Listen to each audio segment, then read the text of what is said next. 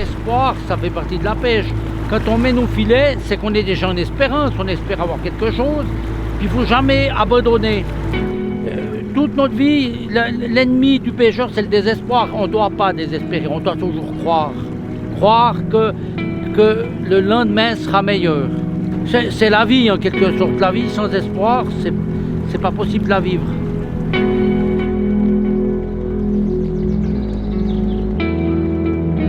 Quand je vais à la pêche, au fond, je pars seul, mais la solitude n'existe pas avec moi, en tout cas parce qu'avec la nature, on ne peut pas être seul.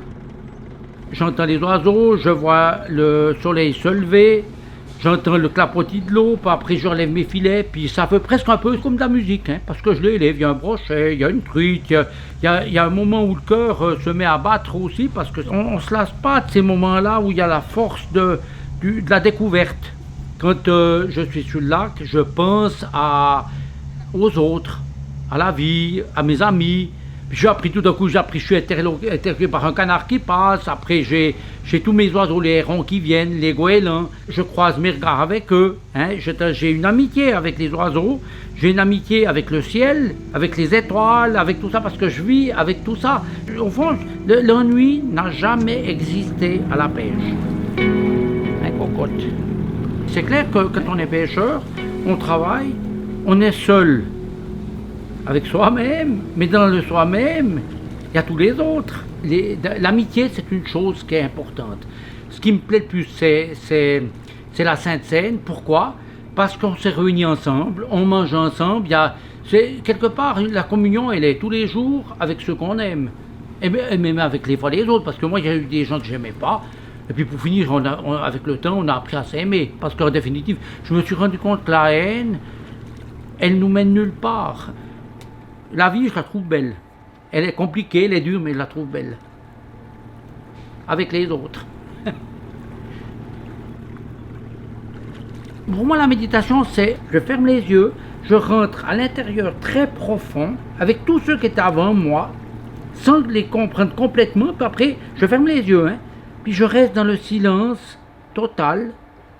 Et puis ce silence, il parle à mon esprit et à mon cœur. Dans le silence habite la voix de tous ceux qui sont éteints. Elle est là. La présence, l'esprit.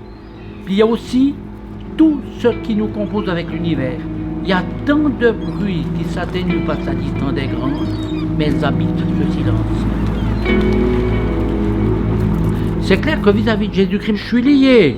Déjà par l'homme. Parce que c'est quelqu'un qui a côtoyé les pécheurs, c'est quelqu'un de fort, de puissant, qui prône l'amour dans un monde tellement compliqué que je suis obligé de l'admirer. Donc j'ai du respect.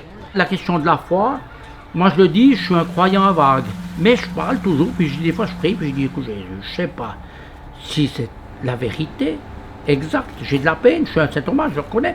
Puis je dis, mais je te parle, ça me fait tellement du bien. J'ai besoin de me référer à quelqu'un, en plus quelqu'un c'est peut-être la force ici que je dis, de venir dans l'homme et de comprendre toute sa complexité intérieure.